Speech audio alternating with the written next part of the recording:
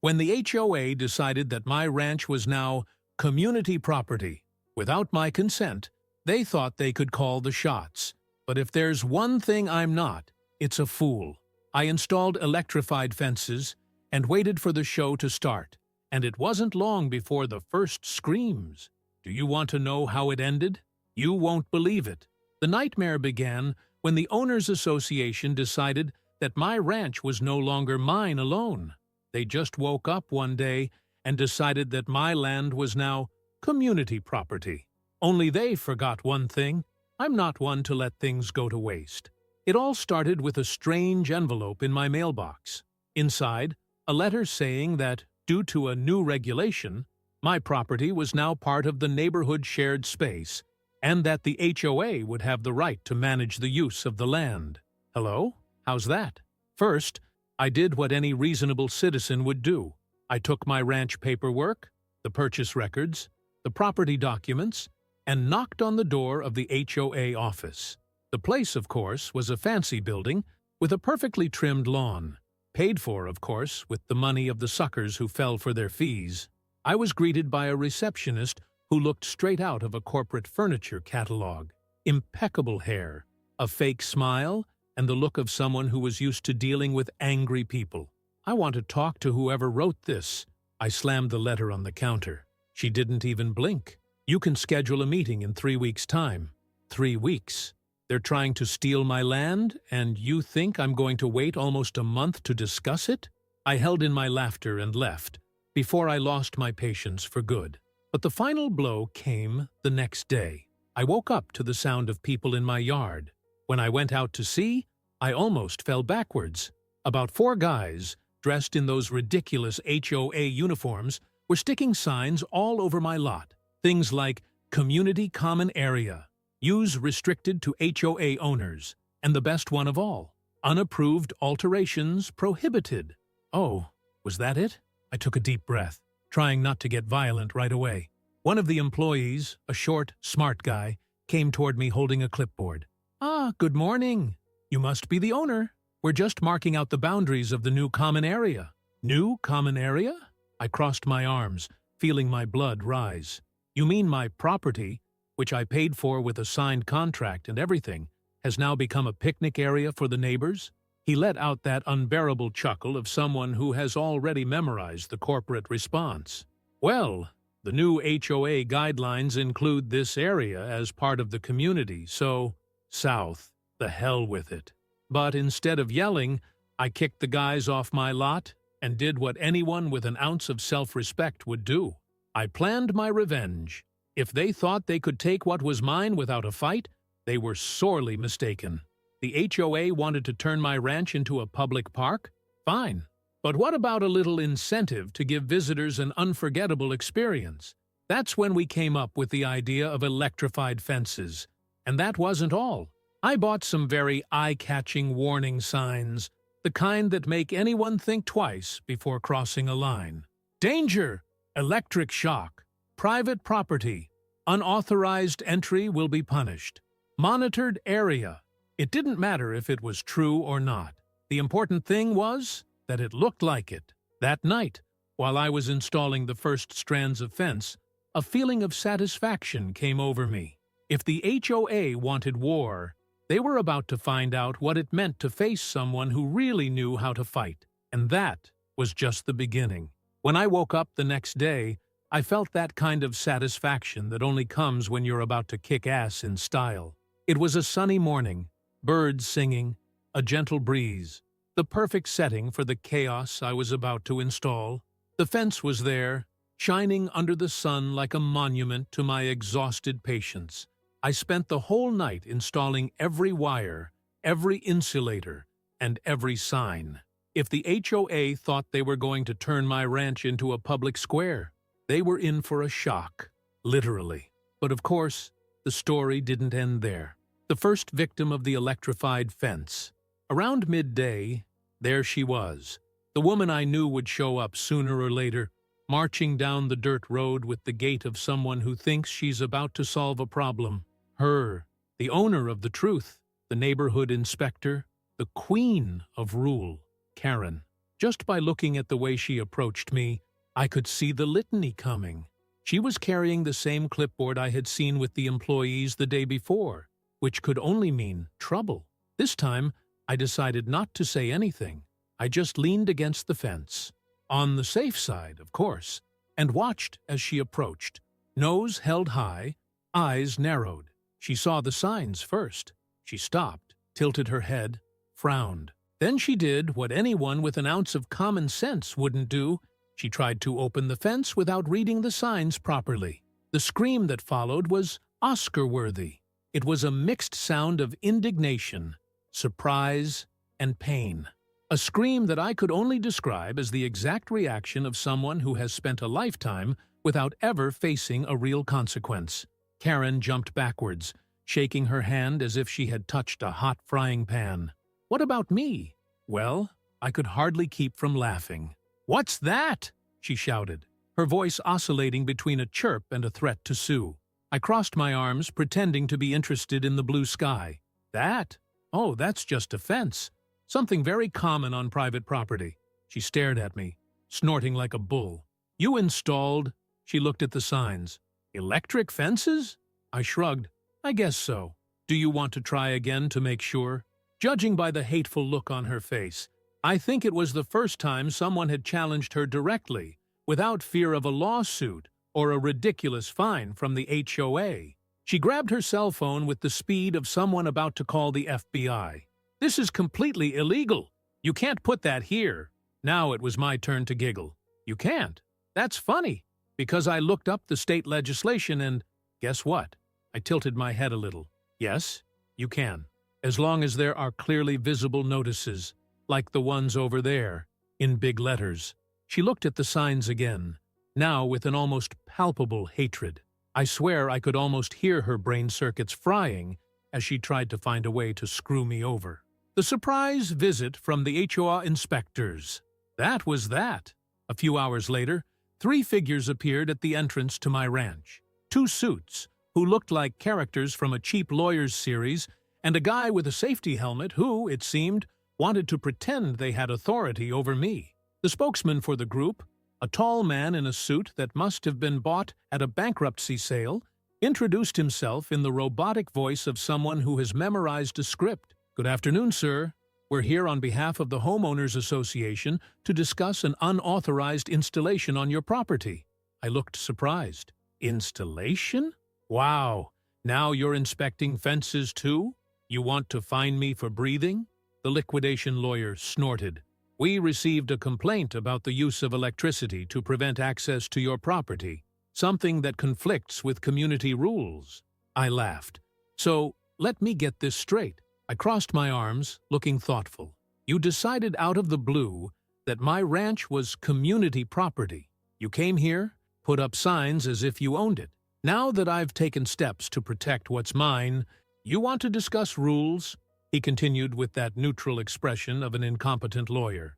"The fact is that your fence is impeding the free movement of neighborhood residents." I let out a theatrical sigh. "This is called private property. It means that anyone who doesn't own it can't enter." The guy with the helmet, who until then had just been fiddling with his cell phone, finally decided to speak up. "We can ask for an inspection to check that this fence is within safety parameters." I looked at him and then at the perfectly installed wires. "Oh, can we? That's interesting, because I can also ask for an inspection of those signs you've stuck on my land without permission. And, while we're on the subject, I can call the police to report trespassing." Silence. The lawyer exchanged a quick glance with the other guy, clearly trying to decide whether it was worth continuing arguing. It was at that moment that I realized they weren't there to solve anything. They expected me to be intimidated, that I would freak out, start arguing, put myself in a vulnerable position. But I wasn't vulnerable at all. "You have 5 minutes to leave my ranch," I said, now without a trace of jest in my voice. The lawyer sighed and put his clipboard away. The guy in the helmet shrugged, and, one by one, the 3 of them started to leave, probably already planning their next attempt to screw me over. But I'm no fool. Did the HOA think I was going to stop at the electrified fence? If they had known what was coming next, they would have given up on the spot. The electrified fence was just the first warning. But, like any self-respecting bureaucrat, the HOA didn't know when to back down. What should have been a lesson well learned turned into a collective tantrum, as if the entire association had been shocked along with Karen. I'd hoped that, after the fence fiasco, they'd lick their wounds and move on, but I'd underestimated the power of the stubbornness of slackers. The next morning, I was woken up by an annoying engine noise. I got up, huffing and puffing, and looked out of the window. There they were. The HOA had sent a group of gardeners to mow my lawn. My lawn. This time, I didn't even waste time putting on shoes. I went downstairs barefoot, still in my pajamas, and headed straight for the meddlers.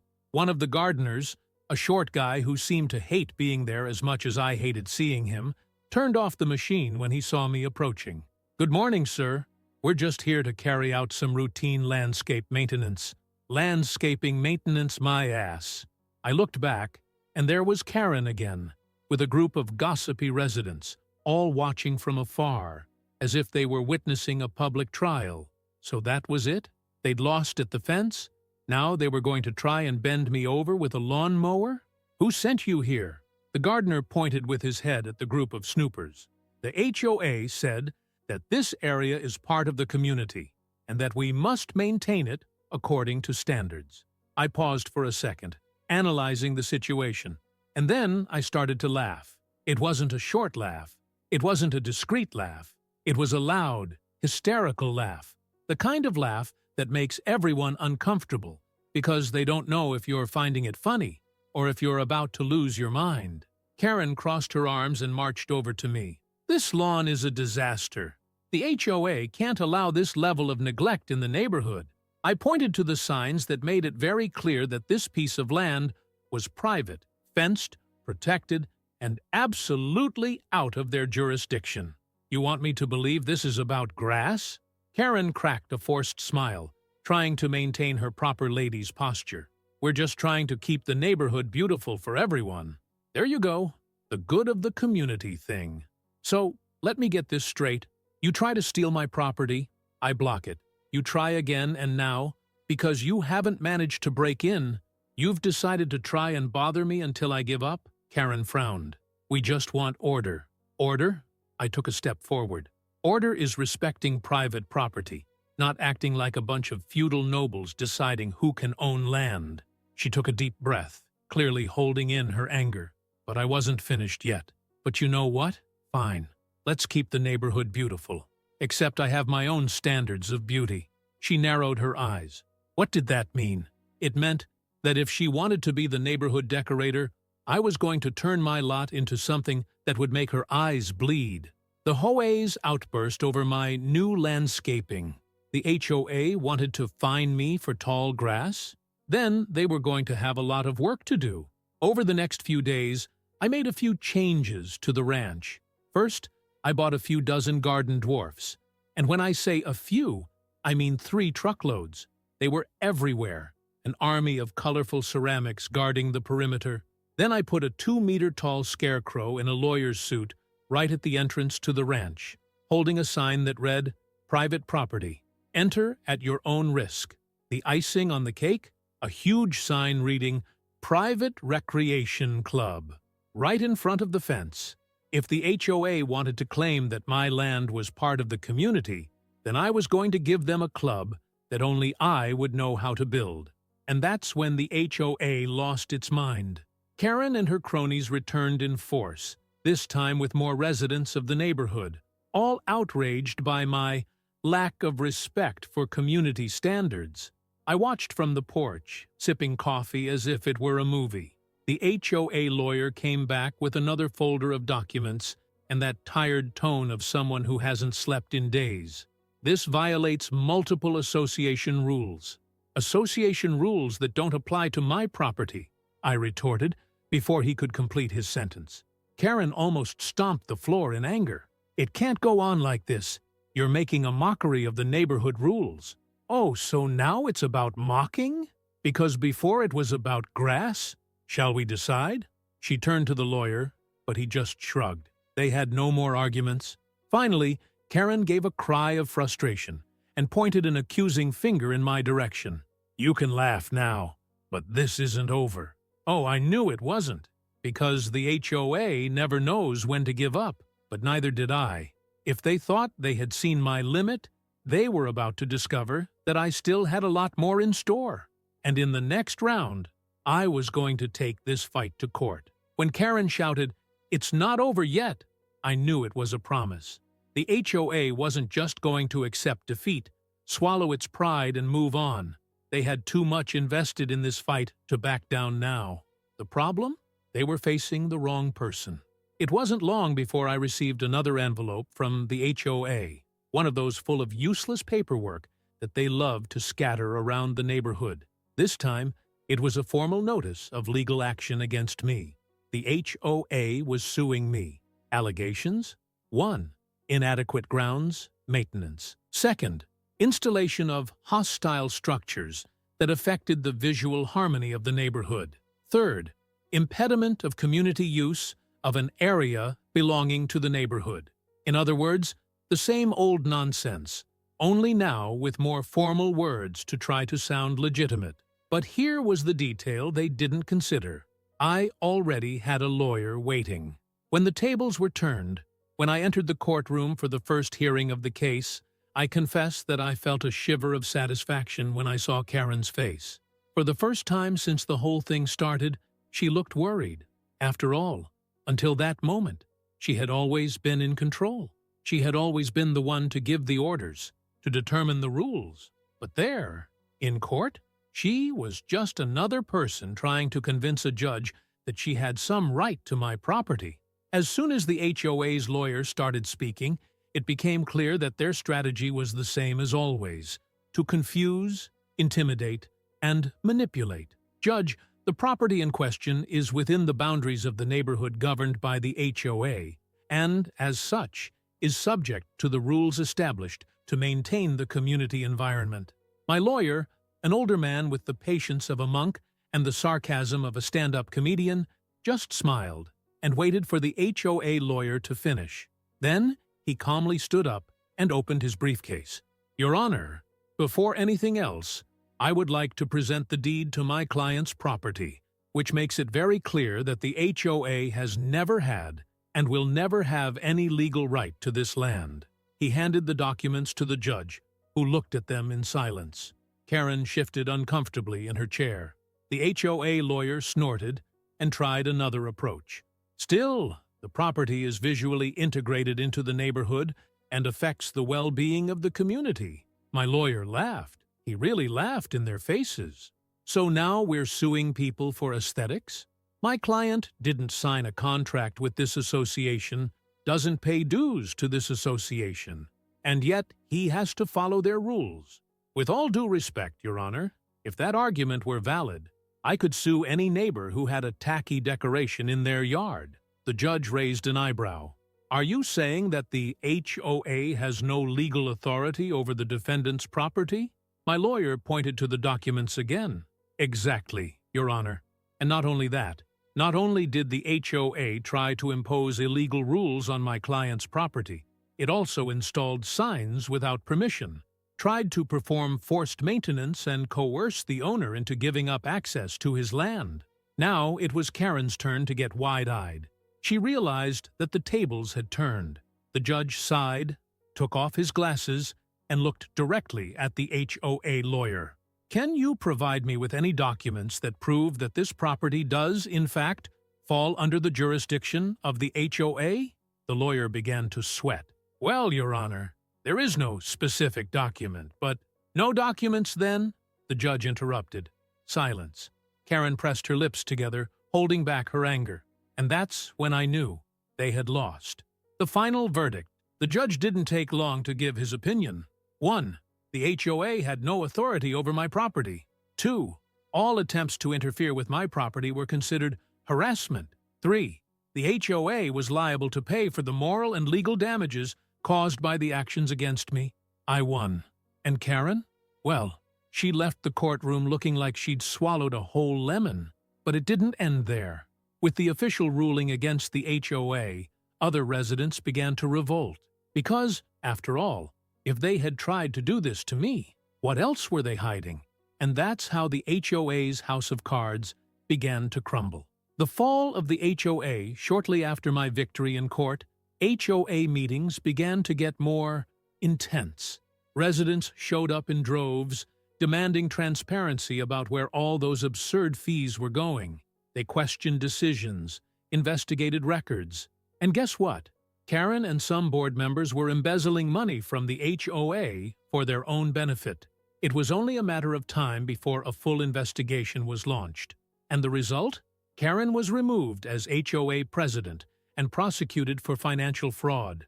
But the best part was seeing the giant sign they put up at the entrance to the HOA headquarters shortly afterwards. New management. No abusive fees. No abuse of power. Do you know what that means? I didn't just win, I ended the HOA dictatorship. And my ranch? Well, it's still mine. And with the electrified fence, the garden dwarfs, and the lawyer scarecrow to make sure no one forgets it. Don't forget to leave a like and subscribe to the channel.